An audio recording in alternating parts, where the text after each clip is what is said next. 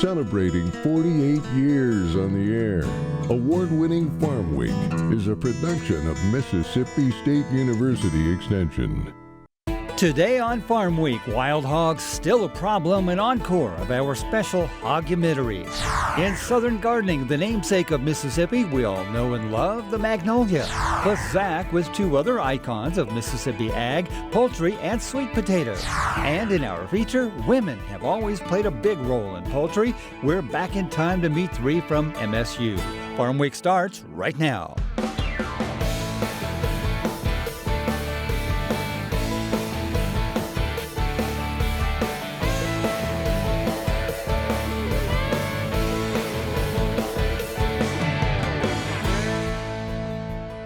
Hello everyone, I'm Zach Ashmore. And I'm Mike Russell. Great to have you with us again here on Farm Week. When you're a farmer, the bottom line is everything. The last thing you need to worry about is a wild animal damaging your operation. The video you're about to watch was first produced in 2017, but the problem still exists. Here's our Hogumentary. I don't think currently there is a county in Mississippi that does not have a hog walking on it right now. If populations keep expanding over the next 10 years, 10 to 15 years, like they've done the last 10 to 15 years, we're going to go from about half of Mississippi land area occupied by wild hogs to 100%. A home just out on the edge of town, pigs had come into the fellow's yard there and rooted up his yard. And I heard a lot of people talking about after that, we didn't realize there were these, wild pigs in the area. Well, they're here. 7 years ago, as we're hunting, me and my son, I found a wallow. I knew what it was when I saw it, and I asked a friend of mine that hunts in the same bottom, and he said he had actually saw a hog turkey hunting. The following year, we got to seeing more sign. The next year, the population exploded, and we said we're going to start trapping hogs. I did one site visit where probably 80% of the yard was rooted up. They did use a game camera, and I think they counted about 18 pigs in this group. If in 10 to 15 years 100% is occupied by wild hogs, the damage estimates are going to be out of control. It's going to negatively impact so many people's lives. And we're going to look back in the early 2000s and 2010, 2015, and wish we had acted on it. So now's the time to act before it's too late.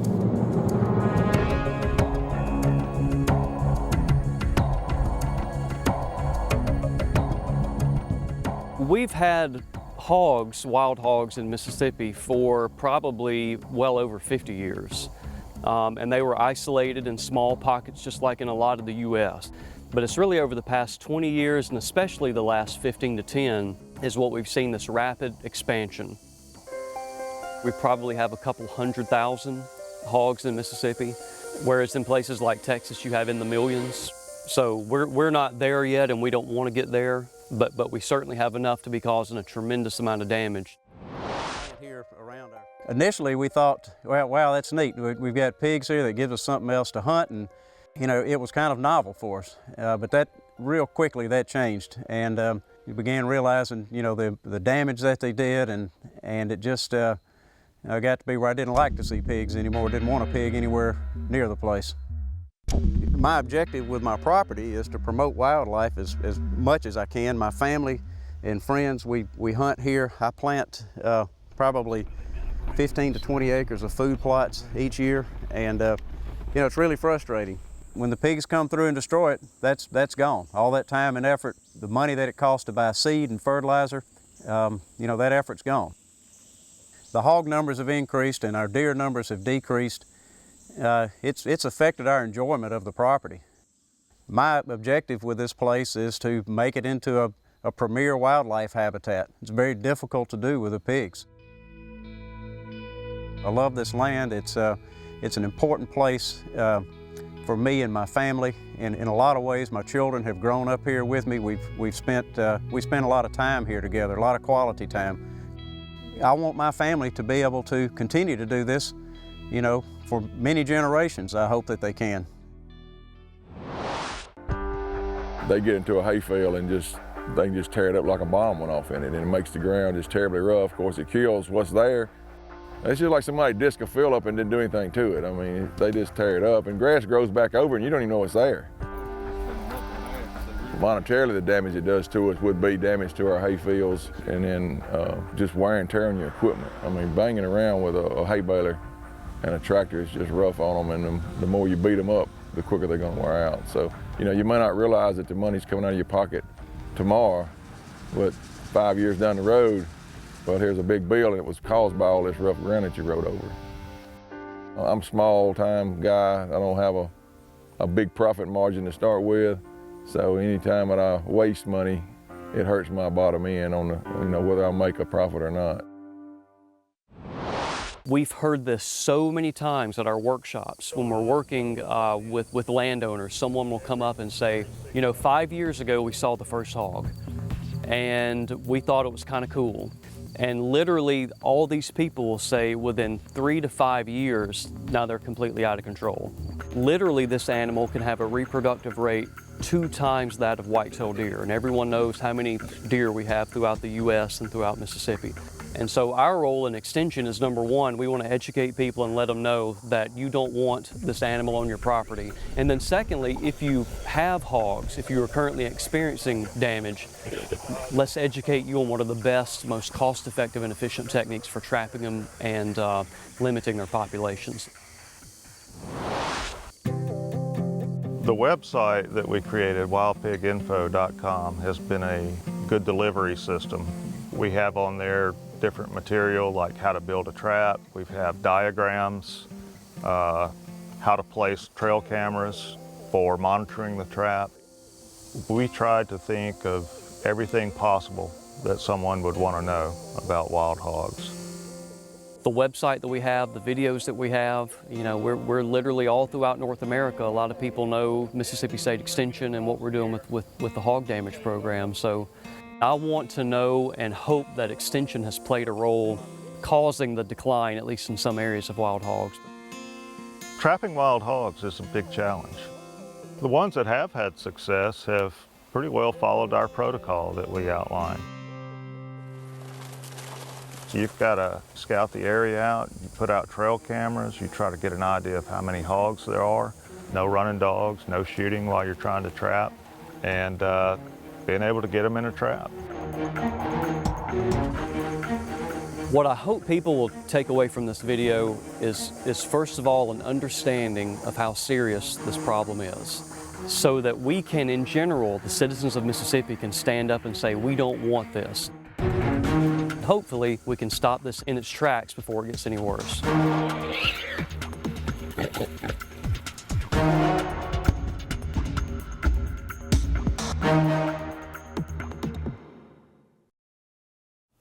Mississippi does have a wild hog control program. If you'd like to know more, visit the website of the Mississippi Department of Agriculture and Commerce. If ever there was a plant that's iconic of the entire state of Mississippi, it's the southern magnolia. You know these trees can get big and broad and beautiful. Here's Eddie Smith with this week's Southern Gardening segment.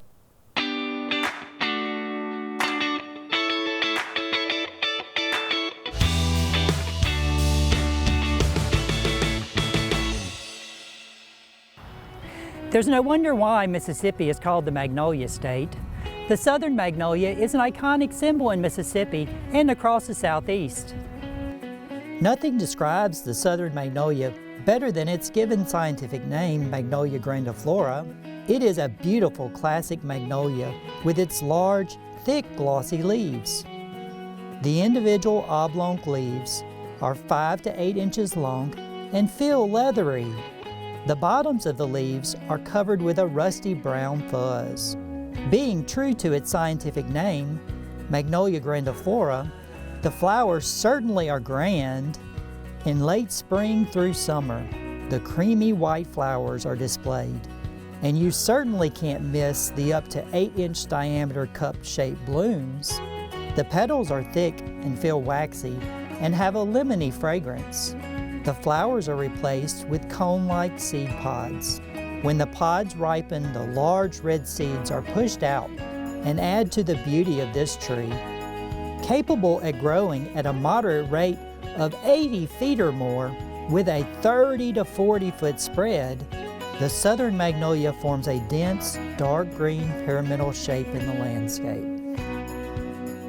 If you live in the South and your landscape doesn't include a southern magnolia, you're missing out on one of the oldest and most beautiful blooming evergreen trees in existence. I'm Eddie Smith, and I will see you next time on Southern Gardening. We'll take a break right here, but don't go away. Coming up in our Farm Week feature, another trip back in time, 2001 to be exact. The poultry industry is Mississippi's top commodity, topping out at more than $3.5 billion a year. And it's not just an industry for men. Women have helped grow the industry over the years to be the state's leader. We'll meet, so to speak, 3 of those women, all of whom had a strong beginning at Mississippi State University's Department of Poultry Science. Women in Poultry, a look back, that's coming up.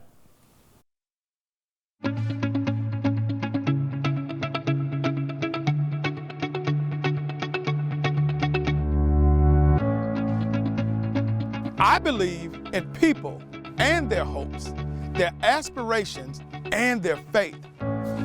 I believe in my own work and in the opportunity I have to make my life useful to humanity. I believe that education is a lifelong process, and the greatest university is the home. That my success as a teacher is proportional to those qualities of mind and spirit that give me welcome entrance to the homes of the families that I serve.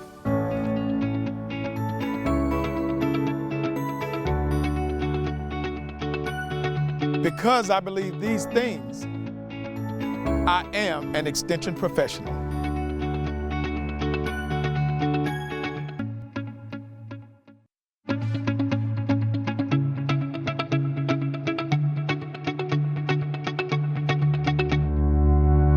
I believe in people and their hopes, their aspirations and their faith.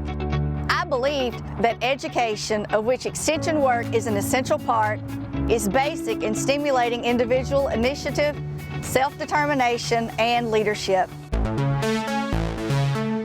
I believe that these are the keys to democracy, and that people, when given facts they understand, will act not only in their self-interest, but also in the interest of society.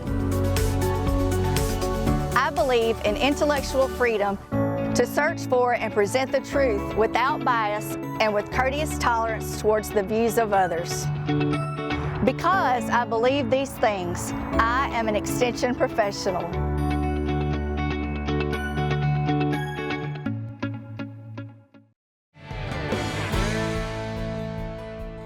In other news, we've been talking about the recent outbreak of bird flu among Mississippi chicken flocks, a significant thing in this state because broilers are our #1 ag export. So, how did that come about? Here's a special report. You might not know it, but Mississippi is one of the largest broiler chicken producers in the country, #6 in the nation as of 2024, and one of 20 that produce 93% of the national total. In 2023, poultry and eggs generated $3.52 billion. How did that come about? What makes Mississippi so involved with chicken production? We need to go back to the last century to find out. During the early 1900s, the breed of a chicken was more important than its ability to produce eggs. Poultry judges were held in high regard, and exhibitions were commonly held with awards being given to the best of the breed, similar to dog shows today. In the 1920s, crossbreeding began so commercial poultry operations could find chickens who were the best layers. Suffice to say, the old-school breeders were not keen on this trend, and some still feel that way today. However, research has indicated that crossbreeding has helped create the commercial chicken varieties we use today. Throughout the 20s to 40s, it was common for hatcheries to be on or near main streets of towns, and chicks were sold over the counter in small batches, about 10 to 50 chicks. World War II saw the U.S. poultry industry grow. However, this didn't affect Mississippi until the late 40s and early 50s.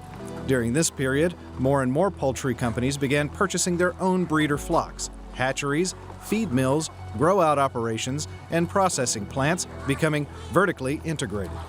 By the mid-1950s, integrated poultry companies began contracting with farmers to produce eggs and broilers.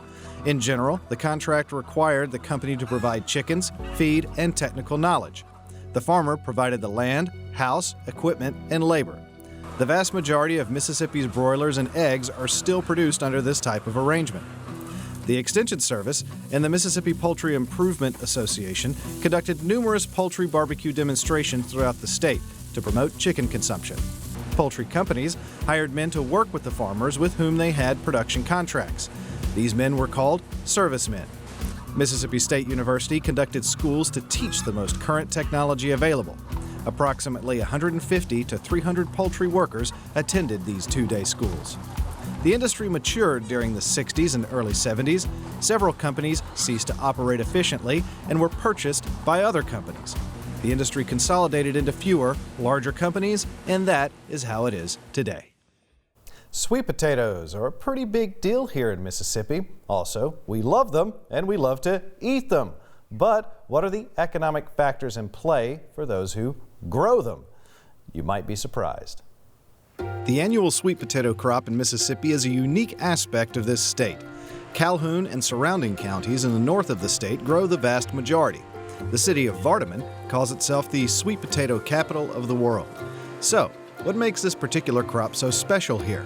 I spoke with MSU Extension Specialist Dr. Lauren Harvey to get deeper into the details. So one of the interesting things about sweet potatoes, one of the unique aspects of sweet potatoes is almost all of the operations are vertically integrated.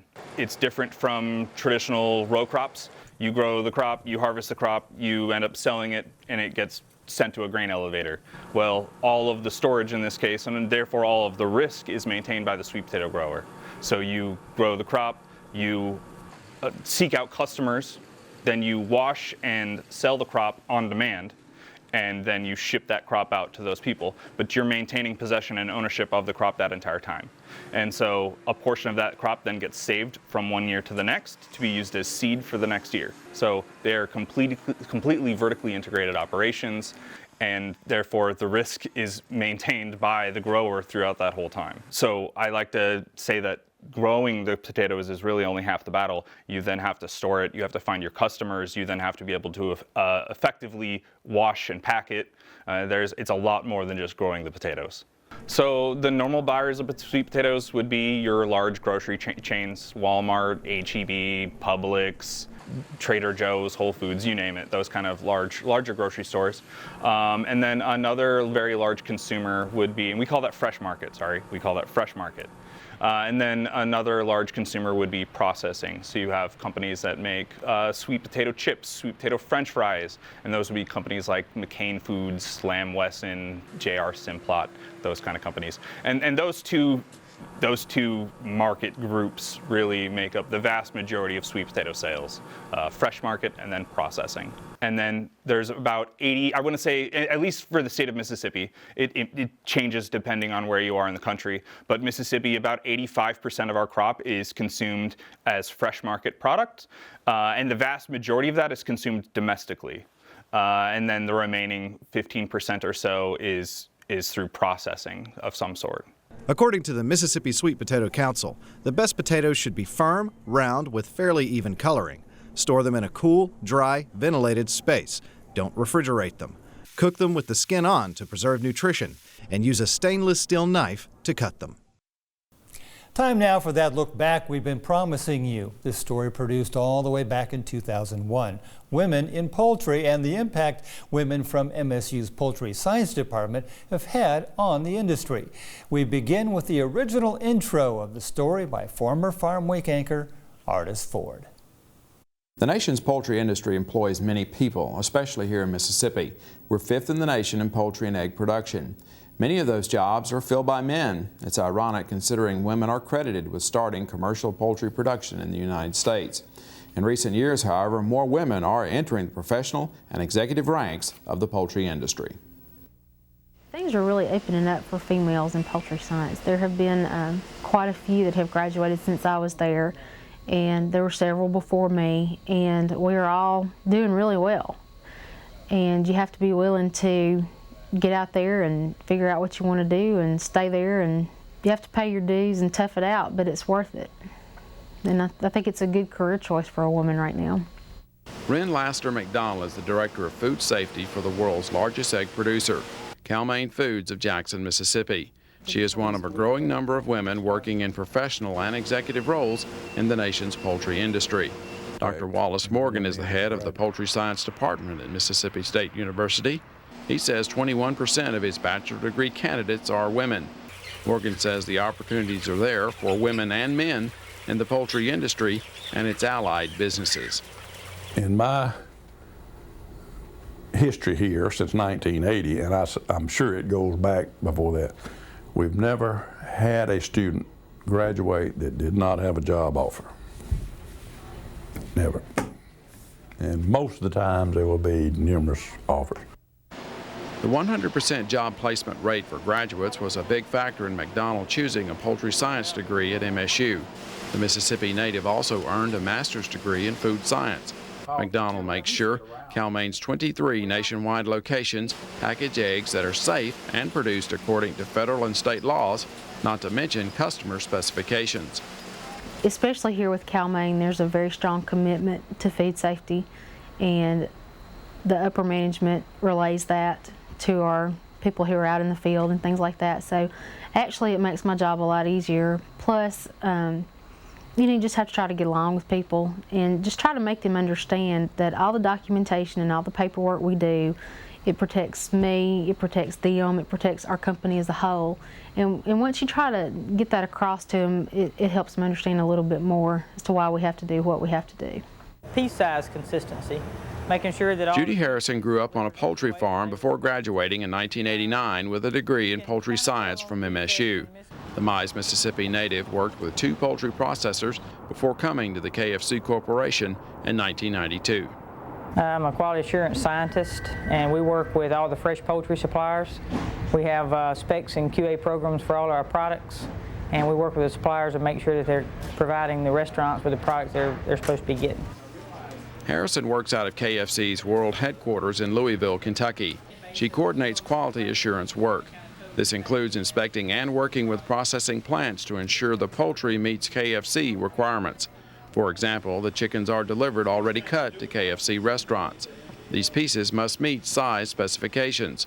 The bone-in pieces must be fresh, not frozen. So we get chickens in where the cut's just not right, and we don't think the freshness is there, and we don't think the quality is there. We don't have any problem calling them up and letting them know we need some help on this. My job entails quite a bit of travel, which I enjoy that. But meeting people and seeing places, and it's just interesting to me as to what all the product goes through, because even spending years on a chicken farm, it's amazing what the product goes through at the plant level, and people buying even products from a grocery store have no idea what all that product went through and what the people that were behind that product were involved with and getting it to them in the way that it did. Karen Cooper of Hattiesburg, Mississippi is getting her degree in poultry science at MSU. She intends to become a veterinarian specializing in poultry. You can get a job with like Tyson, Sanderson, somebody like that. You'll be the company veterinarian. You'll fly to their different locations and check out the different farms and make sure all the vaccinations. You do a lot of chicken, for vaccinations on chickens. If you have any problems, like all of a sudden you might have a bad disease break out, you got to figure out, fix that. You have to plan ahead for that disease again, in the future. Wallace Morgan says the work of poultry science graduates is not limited strictly to chickens. We have some real good scientists in the department if they're interested in the science aspect of it, from physiology, nutrition, food science, wherever it may be. We're intertwined with those graduate programs. We've had companies in Atlanta, Georgia at the annual trade show for the U.S. Poultry and Egg Association. It's a huge trade show. They interview college graduates from all over the United States, and I guess Canada too, for that matter, if they wanted to come there. And we have had companies come and designate a day to talk to our students. Our students are the most highly recruited there. I can say that and feel comfortable. Rossburg, your EBs? Yeah. Ren McDonald wrote the Food Safety and Quality Assurance Program, which covers all Cal-Maine's egg operations. McDonald says her job is just one example of the possible careers in poultry science. I can think of lots of different things that even just people that I graduated with are doing now. The food safety area is a very good area to be in right now. But then there are also live production people. There are people that work in the processing plants. There are broiler breeder companies that are hiring people that are coming out of poultry science departments across the country, and there's just numerous things that you can do with a degree in poultry science. So it gives you a little bit of room to get out there and find your niche and figure out what you really want to do. And Leighton, I might add, when I was doing the story, and I didn't ask people this, but it just came up. They talked about, with it being a smaller department here on campus, that more of a family atmosphere, that it's... Yeah, you got the feeling, you know, everyone knows everyone. Everyone knows everyone, and everybody. two, the students get individual attention. It's hard to be anonymous. And I know some students like to be anonymous, but they did mention that the atmosphere, that they felt like somebody cared, and that helped them to learn even more. Always fun to look back 24 years in the blink of an eye. Well, next week, a special encore, the beginning of our two-show special report, Balancing Act. It is a balancing act, the stewardship of land in the Mississippi Delta that serves to feed hungry Americans and yet is also a habitat for hungry birds flying south for the winter. At the same time, it's also an example of how one simple change just might be all it takes to meet everyone's needs. Balancing Act, our special report, begins next time on Farm Week. Remember, if you missed a story, look for past episodes of Farm Week on our website at farmweek.tv. And don't forget to follow us on Facebook and YouTube. We'll see you next week. Thanks for watching.